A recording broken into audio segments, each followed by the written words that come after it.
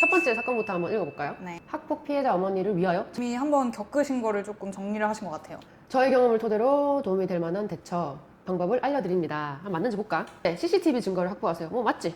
관공서가 CCTV를 갖고 있는 경우 정보공개하는 사이트가 있다. 뭐 이것도 맞죠? 정보공개 사이트에 들어가서 볼 수 있고, 식별 처리를 할 사람이 몇 명 안 되면 그냥 동의서 받고 모자이크 안 한 원본을 받는 게 훨씬 사건 해결에 도움이 되는 경우가 있어요. 그러니까 요거는 한번 따져보시길 바라고. 학교는 근데 선택지를 안 줍니다. 학교는 얼굴을 가려서 주겠다고 하기 때문에 요거는 뭐 동의서 이런 거는 상관이 없어요.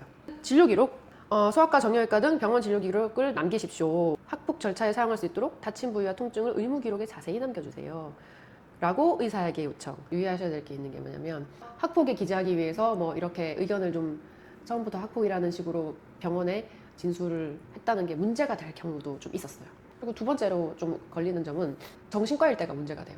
다친 거야 그냥 남기면 되는데, 정신과는 이 사람의 진술을 그대로 남기거든. 근데 처음부터 너무 뭔가 어떤 의도성이나 목적성이 있는 진술을 하면 그게 그대로 소견에 남을 수도 있고, 이게 나중에 어떻게 활용될지 모르기 때문에 굳이 처음부터 가가지고 학폭 피해를 계속 강조하는 것이 나는 좋은지는 잘 모르겠어. 의무기록 같은 경우에 나중에 뽑을 때, 발급을 할 때 이런 경우가 있어. 치아가 상했어. 근데 내가 원래 가던 치과에 가잖아요. 그러니까 간 김에 딴 데도 같이 하는 거야.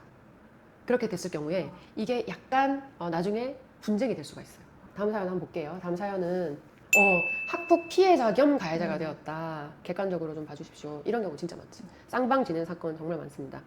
문제가 된 거는 축구 경기 관람 중에 생겼던 것이고, 서로 막 놀리다 보니 한 아이가 상대방 아이를 때렸다. 어떤 아이가 야 아까 걔 너 욕하고 다니더라 이렇게 얘기를 한 거야. 그래서 내가 또 화가 나서 또 그 아이 찾아가가지고 또 싸웠어. 학폭 신고를 상대방이 했다. 근데 우리 쪽 입장에서는 이게 또 학폭까지 갈 사안인가 이런 상황이고, 결론적으로 좀 요약하자면 그거잖아. 서로 이렇게 잘못이 있는 거 아니냐. 그런데 한쪽이 이렇게 일방적으로 신고하는 건 좀 이건 학폭 사안이라고 생각이 안 드는데 라고 생각이 들어가지고 보니까 상대 아이가 옛날부터 계속 놀렸고 뭐 이렇게 툭툭 때리기도 하고 그랬다고 하더라. 옛날 일부터 다 쭉 해가지고 우리도 학폭 신고를 하였다. 사건을 처리하면서 스트레스를 받아서 정신과를 막 갔다 오고 상담소를 갔다 오고 이렇게 하시는 분들이 엄청 많은데, 반은 진짜일 거고 반은 어떻게 보면은 학폭 문제가 아니라 이 절차에서 느끼는 스트레스인 거예요. 이건 조금 구분을 해야 돼 사실은. 일단 머리를 잡은 거, 이거는 폭행일까요? 아닐까요? 그래도 폭행이죠. 폭행이죠. 이 머리를 잡은 이유가 뭐가 됐든 이분이 주장하는 건 그거잖아. 걔가 지속적으로 괴롭혔기 때문에 우리 애가 딱 한 번 폭행을 한 것뿐인데 라는 주장인데, 그거는 심의위원회에 가면은 별로 좋은 항변은 아니다. 오히려 잘못 얘기할 경우에는 내가 머리채를 잡은 것을 사과하고 반성하는 마음보다 오히려 억울하고 내가 그런 행위를 한 건 정당하다라고 주장을 하는 것처럼 비춰질 가능성이 있다. 걔는 계속 너한테 괴롭히다가 너는 딱 한 번 잘못한 건데 이게 무슨 잘못이냐 이렇게 자꾸 주입하시면, 얘도 처음에는 미안한 마음을 가지고 있었는데 나중에는 당당해지는 거야. 그렇게 해서 심의위원회에 딱 오잖아. 심의위원이 어떤 질문을 하냐면 무조건 물어봐요. 무조건이야. 이건 100% 물어봐요. 왜 머리채 잡았어? 처음에 딱 학폭 저지르자마자 물어봤을 때랑 한 달, 두 달 학폭위를 준비하고 난 다음에 물어봤을 때랑 답변이 달라져요. 처음에 물어봤을 때 뭐라고 했어? 그쪽에서 이렇게 비난하는 말을 해서 그걸 듣고 제가 딱 순간적으로 잡았습니다. 죄송합니다. 할 거 아니에요. 난 이건 오케이라고 생각해. 근데 만약에 한두 달 지나고 조사 과정, 면담 과정, 그 다음에 엄마 아빠랑 준비하면서 습득한 거 여러 가지를 가지고 엄마 아빠의 분노를 막 흡수하고 애가 해가지고 심의에 딱 나왔어. 왜 잡았어? 이렇게 물어봤을 때 뭐라 그랬어? 옛날부터 나오는 거야. 걔가요 예전부터 저를 괴롭혔고 예전부터 어떻게 했고 그날도 이렇게 돼가지고 제가 잡았습니다. 이렇게 되면 고의성이 올라가는 거지.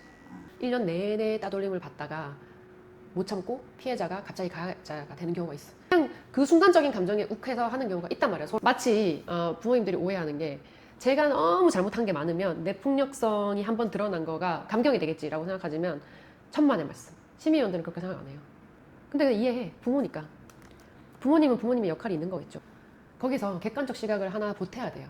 학교는 객관적 시선이 아니야. 학교는 그냥 기관일 뿐이에요. 우리를 도와주는 그런 보호하는 그런 곳이 아니에요. 사실 상담이라도 받으라 라고 계속 하는 거야. 왜 고민하는지 모르겠어요. 이렇게 변호사 상담료 아끼지 마세요. 훨씬 더 큰 값을 할 겁니다. 이 글 쓸 시간에 벌써 하루가 지나갔을 거잖아요. 빨리 가시는 게 맞아요. 세 번째 거, 진단서 발급에 대해서 사연을 주셨네. 진단서 발급 어느 병원으로 가면 해주나요? 이 사람은 그거네. 폭력 사건이 일어났는데 한 번은 또 사과해서 넘어가고 또 한 번은 무마돼서 넘어가고 했는데, 또 한 번 더 이런 사건이 벌어질 가능성을 이분은 생각하는 거지. 근데 이 질문하는 분은 이게 문제야. 큰 상처나 상해가 없는데 떼달라면 떼주나요? 이렇게 물어봐서 떼달라면 떼주지 않지 당연히. 상처가 있어야죠. 상해가 있거나 눈으로 봤을 때 아니면은 뭐 엑스레이로 찍었을 때 뭐 CT로 찍었을 때 뭐라도 나와야 떼주죠. 요즘은 이런 말이 있죠. 멍 하나만 들어도 2주 나온다. 근데 그거는 사실 맞아요. 그럼 법적으로 멍도 어쨌든 상해거든요. 근데 육안으로 보이는 멍이나 아예 자국이 없거나 어디 촬영을 해도 안 나오면 그건 받으실 수가 없어요. 상해 진단서로 발급받으셔야 된다라고 쓰셨는데 여러분 꼭 상해 진단서를 받을 필요는 없어요. 그냥 진단서 받으시면 됩니다. 상해가 없으면 그러면 진단서를 안 받아도 되냐? 성 관련 사건도 많이 있거든요. 근데 성폭력 사건은 눈에 띄는 상해가 없어요. 근데 그러면은 아무것도 안 하냐? 그게 아닙니다. 성폭력은 정신적인 상해를 당연히 받겠죠. 그렇기 때문에 정신 관련해서 꾸준히 다녀 주시는 것이 아이한테 좋을 수도 있어서 꼭 눈에 띄는 상해라든지 신체적 부위라든지 이런 게 아니시더라도 저는 병원에 가보시는 것을 권해요. 또 의사가 갔는데 뭐 오실 필요 없다 하면은 의사 소견대로 하시면 되는 거예요. 그죠? 진단서 받는 시기 같은 경우에는 네, 그 말이 맞습니다. 그 사건과 시간적 접근성이 있어야 돼요. 만약에 1월 1일 날 상해가 발생했는데 2월 1일 날 가서 진단을 받는다? 이거는 조금 뭐 결연성이 떨어지죠. 인과관계를 인정받지 못할 수도 있어요. 중간에 사이가 많이 뜨면 뜰수록 그런데 그러면은 딱 며칠 뭐 기한이라는 게 있나요? 그런 건 없지만 보통은 2, 3일 내라고 말씀드릴 수 있어요.